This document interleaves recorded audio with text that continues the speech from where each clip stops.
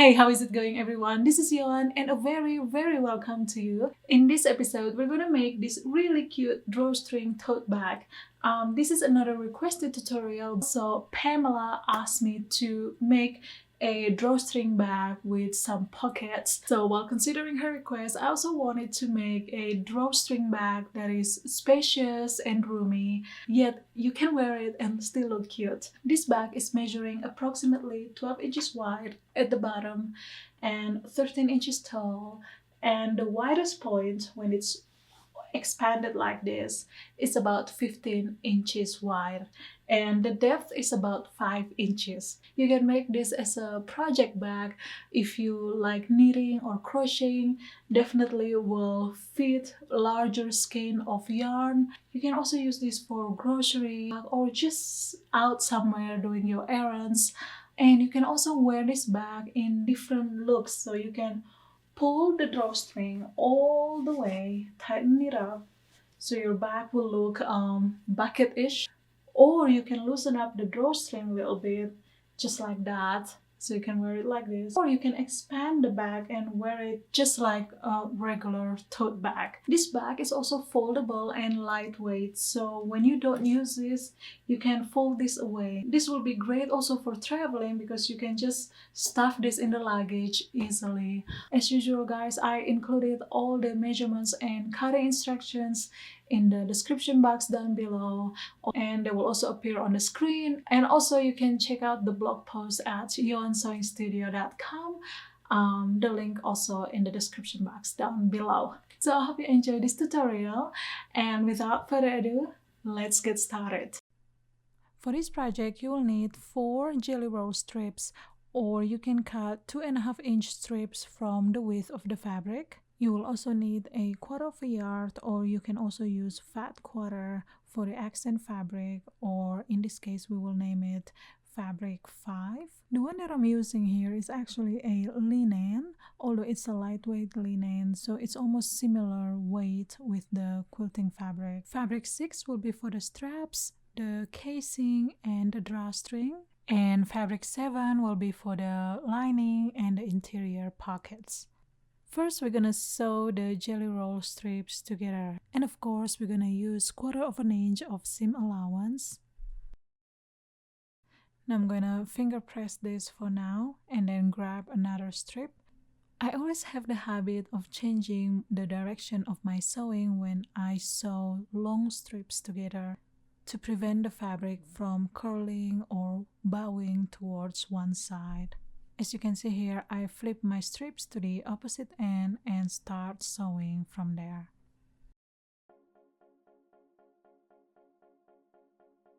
Press the seams towards any direction. Trim off the selvage end. Measure 17 inches and cut. Now go ahead and make another one. So you should end up with 2 panels measuring 17 inches by 8.5 inches. Lay out the panels for the front exterior piece just like shown here. And then sew them together with 1/4 of an inch of seam allowance.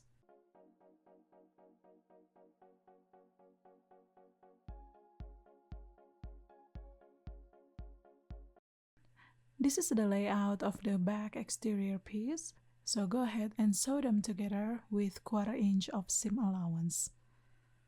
Once you've done piecing the front and back exterior pieces, it's time to apply the inner facing.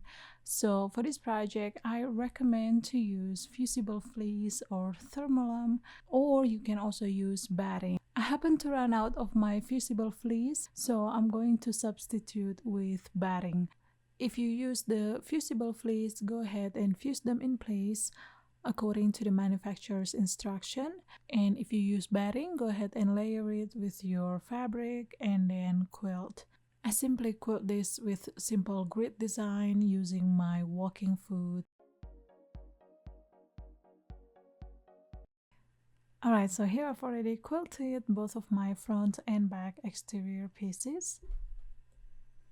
Draw 2.5-inch squares on both bottom corners of your fabric and then cut. Now let's assemble the exterior pieces. So you want to lay them right side together and then sew the sides and the bottom with 1/2 inch of seam allowance.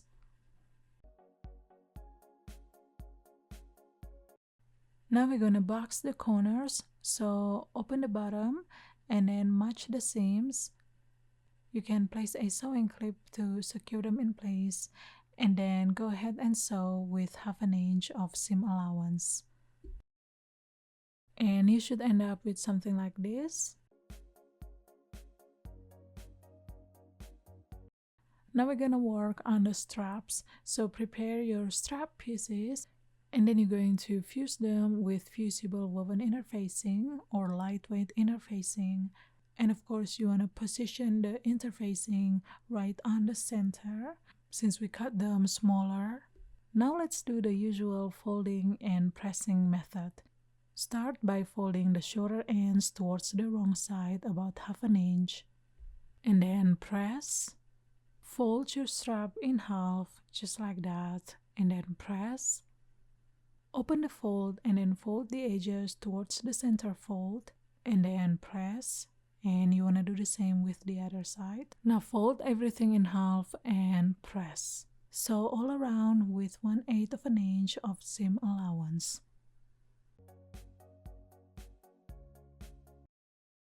And here I've got both of my straps ready to go. Position your strap 3.5 inch down from the top and 3.5 inch from the side seams, just like shown here.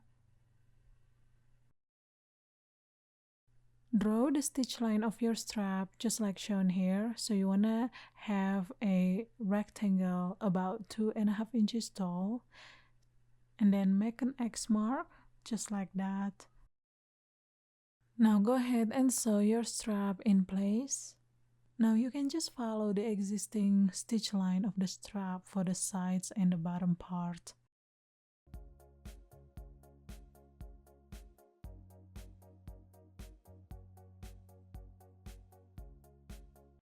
Alright, now you can go ahead and repeat the same for the other strap. Now we're gonna work on the casing for the drawstring. So cut up 2 rectangles according to the measurements. Fold the shorter end 1/4 inch and then press. And then you wanna fold that again one more time, 1/4 inch, and then press. And then go ahead and sew along the edges. And you want to repeat the same with the opposite end. Now fold the casing in half just like that and then press. So you want to repeat the same with the other casing rectangle, and obviously they should end up measuring the same length and the same width. Now fold the casing in half just like that and then mark the center point with your fabric marker. Now match the side seams of your back and then mark the center point of the front exterior. Now you want to match the center point mark of both the casing and the front exterior and then secure them in place with a sewing clip or pin and then go ahead and secure everything. Now when you do this, you want to make sure that you are aligning the raw edges of the casing with the raw edges of the back. Once everything is secure, you can go ahead and sew with 1/4 inch of seam allowance.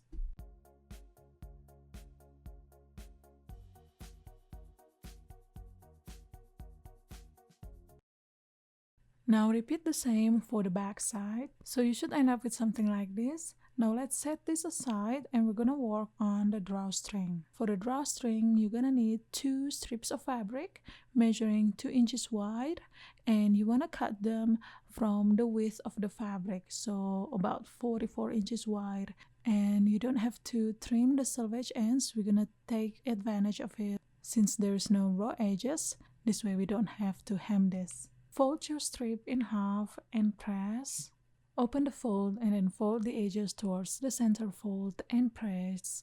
Do the same with the opposite side and then fold everything in half again and press. Sew all around with 1/8 of an inch of seam allowance.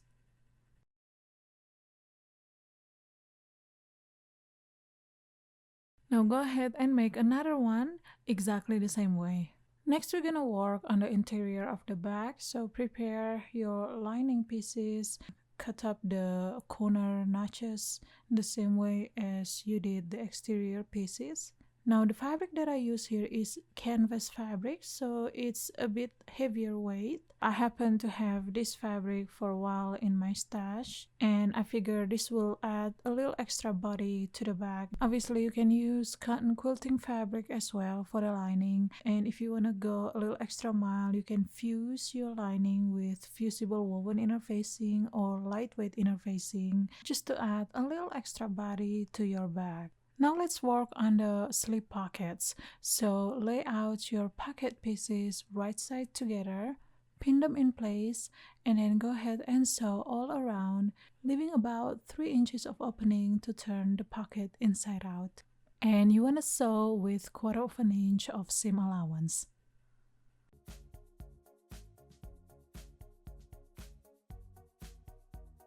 Trim off all the corners, be careful not to cut through the stitches. Now you can turn the pocket inside out through the opening hole and then poke the corners. Now fold the raw edges in about 1/4 inch and then go ahead and press, then top stitch along the top edges. Now place your pocket on the right side of one of your lining piece, about 3.5 inch down from the top. And of course you want to center the position of your pocket. Pin them in place. Now we're going to divide this pocket into 2 slots. So you can go ahead and draw a line right on the center, or you can do like I did here, just simply fold your pocket in half and press, and then use that center fold crease as the mark. Now go ahead and stitch starting from the center and then sew the side edges, the bottom edges, and then the opposite side.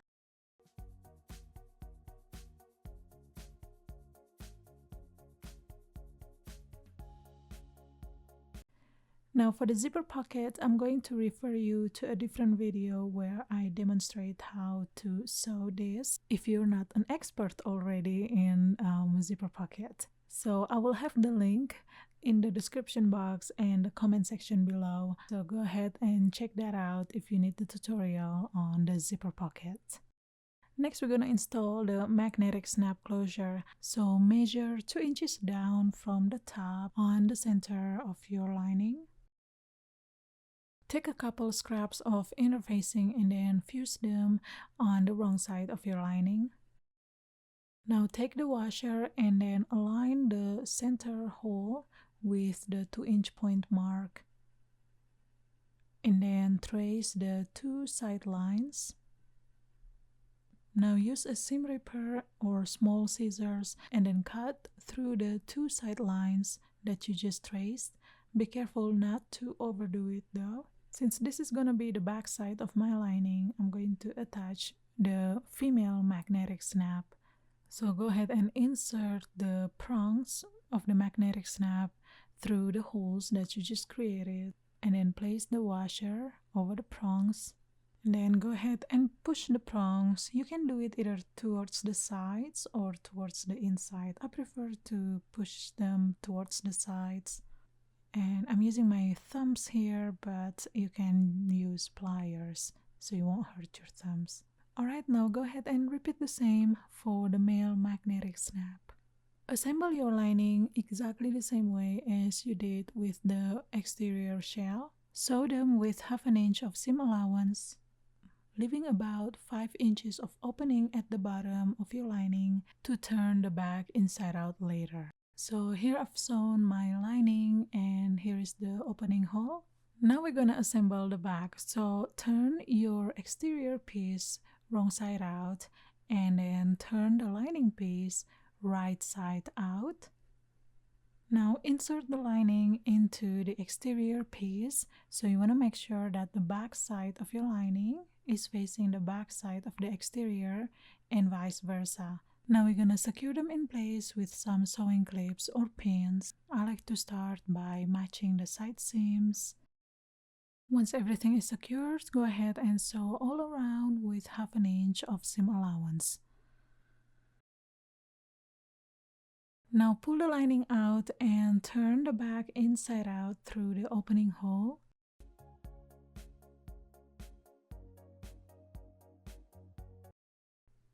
And then go to your ironing board and press the edges. Once you've done that, go ahead and top stitch.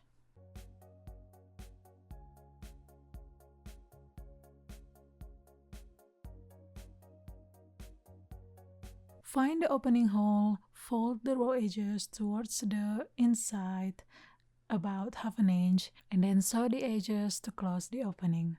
Once you've done that, you can put the lining back inside. Next, we're gonna thread the drawstring into the casing. So first, you wanna attach a safety pin to one of the ends of the drawstring. Use the safety pin to guide the drawstring into the casing from one end to the other end.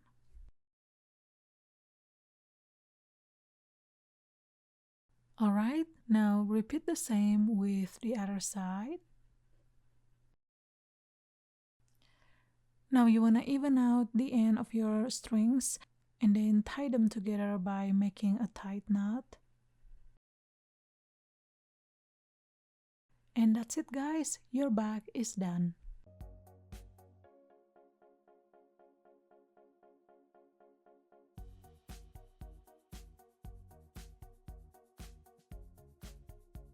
And that's about it for today guys. Thank you so much for watching, and I shall see you next time with another fun sewing and quilting projects.